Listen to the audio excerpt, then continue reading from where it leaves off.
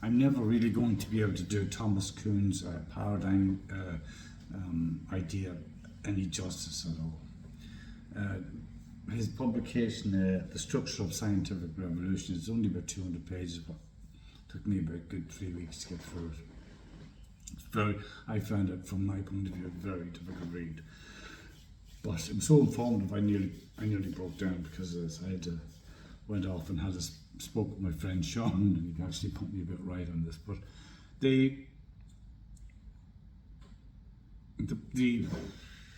I think it might be best to read out Thomas Kuhn's paradigm of what he meant by that. Yeah, he put it in a two-phase type thing. On the one hand, it stands for the entire constellation of beliefs, values, techniques, and so on shared by members of a given community. Now, what he's talking about here, he's talking about, let's say, people who are looking into gases, or people who are looking into, let's say, thermodynamics or whatever like that. Yeah. So these are all the beliefs and values and the techniques and the language. Yeah, the language and the underlying ontological makeup as when you approach when they approach their science. This would be real science, not just that this is discovery. Yeah. On the other hand, it denotes one sort of element in that constellation, the concrete puzzle solutions which, employed as models or examples, can replace explicit rules as the basis for the solution of the remaining puzzles of normal science. What do you mean by normal science? Is that if you could, within a given community, they would all operate under a given paradigm as to what the stuff or what they're looking into. What he couches this as normal science, in which the questions that emerge from that paradigm and the area of their inquiry are generated from the paradigm itself. Yeah. And then you get somebody who goes to this and reaches a stage where the rules within that paradigm don't necessarily fit with any of the results, because they've extended their science and extended their techniques, and the results of those techniques don't conform with what their expectations are within that given paradigm. So what happens is they end up in a bit of crisis, Ouroboros type thing, until somebody comes up and makes a breakthrough. And it's not just a breakthrough, it's a complete paradigm shift. In other words, it's entirely the language, the belief, the underlying beliefs, the values. Everything changes, yeah. And it's not just that, because once the paradigm in which the community are looking at, this new paradigm in which the community are addressing what the data, for example, the data before the paradigm and the data after is changed, is something else. So powerful is this paradigm shift, is that in Thomas Kuhn's line, he said that it's so powerful that, let's say, Aristotle and Galileo could look at a pendulum, yeah, and see entirely different things altogether, because their whole makeup and their whole reciprocity in terms of their engagement with that pendulum, as opposed to, let's say, Aristotle looking at that pendulum, who has a completely different configuration and paradigm expectation. That's another thing. When you generate these questions out of a paradigm, you have expectations that there will be an answer in that, yeah? Because you've got the tools to find that answer. If you can't find that answer, then you're still in crisis until you find the answer. Let's say in, I think it was thermodynamics, I think it was Maxwell, it was finally settled, I think, from his point of view, that they're going to adopt, let's say, maybe an atomist view, that the idea from pre-Plato, that the world was made up of tiny bits, and you kept going down tiny bits, and that's what they did. So his view in classical mechanics is that, I think it's decades and decades since I read this, but just his view is really that mass is a displacement issue, yeah, and that's basically what's happening. He said that something is being displaced, and obviously, like, he was the one that came up with the conservation of energy.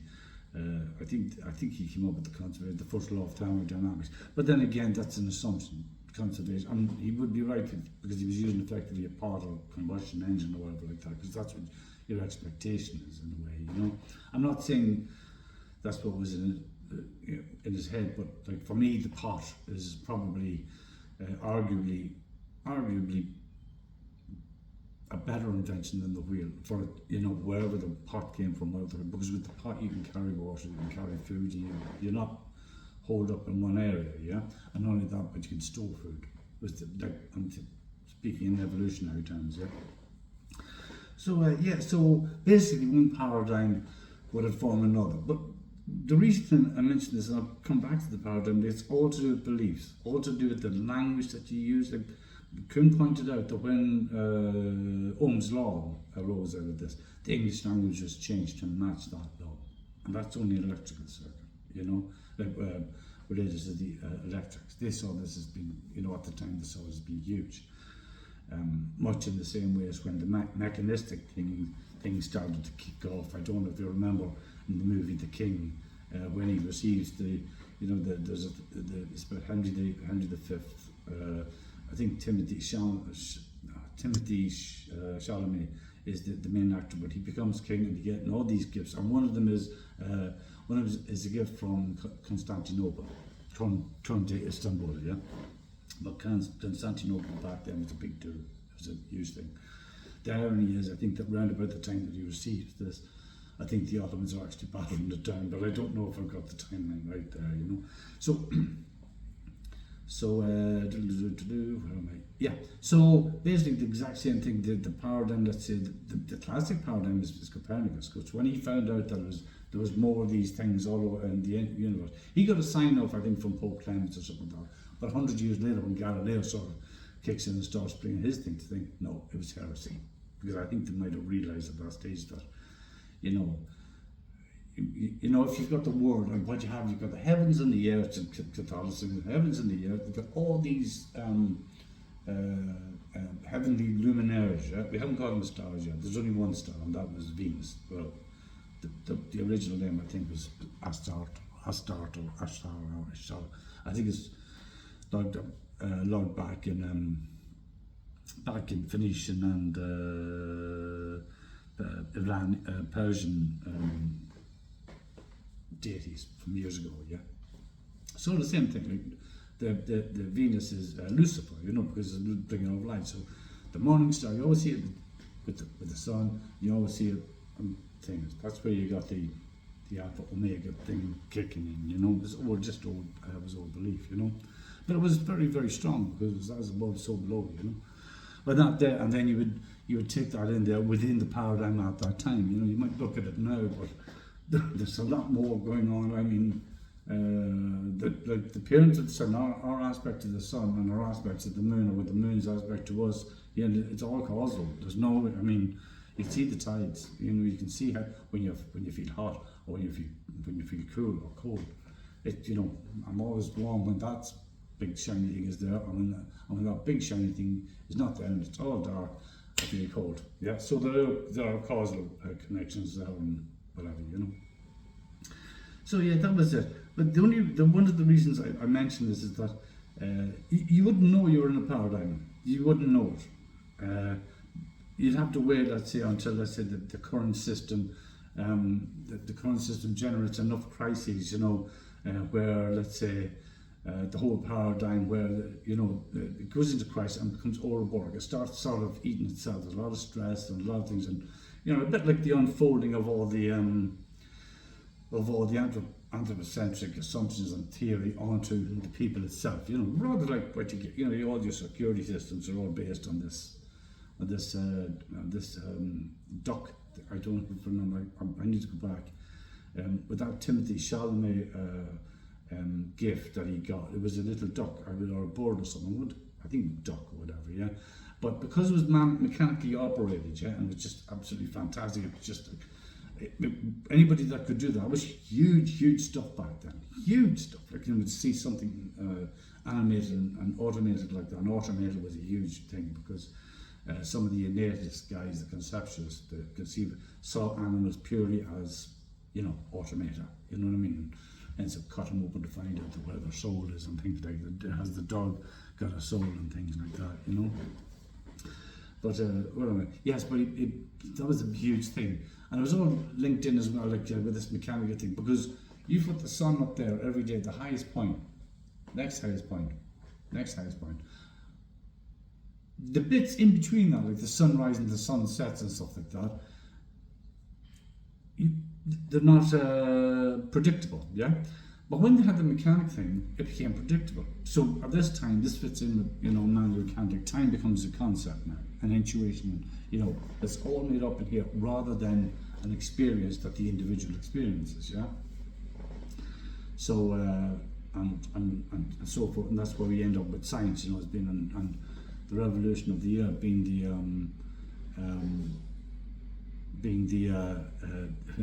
the universal timekeeper, you know, which is so human centric, you know.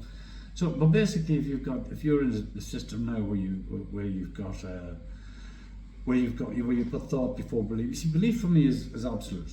Yeah, it's like, I mean, you have to not belief, being. Yeah, being is absolute. Yeah, reason evolves. I mean, even from the child right up to the thing. So you can't say this reason is good, that reason is bad, this reason is good.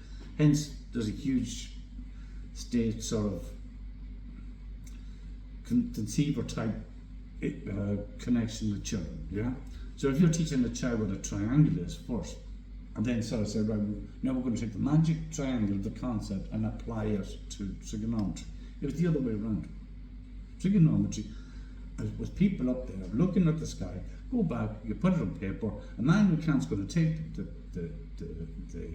triangle and said, the triangle is true. Now what he's doing is he's robbing out a word, truth, yeah, right out of the book that was before, the Roman Catholic, take it true, he said, it is true in all universes, you know, 1 + 1 is equal to 2.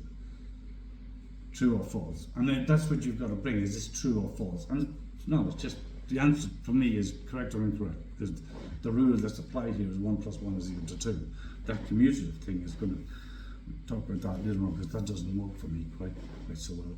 So what germinates from that is you've got the whole state structure, yeah, which is an idea. It's not a promise, it's an idea, and you've got to give your will to it. And this thing, once this state, this super state or state or super state, what it'll do, it'll create these legal persons. They don't exist. It's not like two people get together and create a company, create a corporation, corpus, there's no corpus, nobody, creates it's just something out of this, yeah? And this is sort of given some sort of legitimacy with the laws of the universe, and that reason is the way forward, yeah? Well, reason is just evolution, even when kids, yeah, the whole thing, like how that unfolds generation to generation is different. But now we're being stupefied, there's no question. We're being stupefied with so much fiat language that is largely conceived language, you know, particularly the Platonic lines when you start adding them in, and baby boomers, millenniums and stuff like that. You give somebody, you've got great blaming, pointing fingers type thing, you know, that's just great, but it's just magic. That's all, you know. You only believe those lines because you believe them, you know.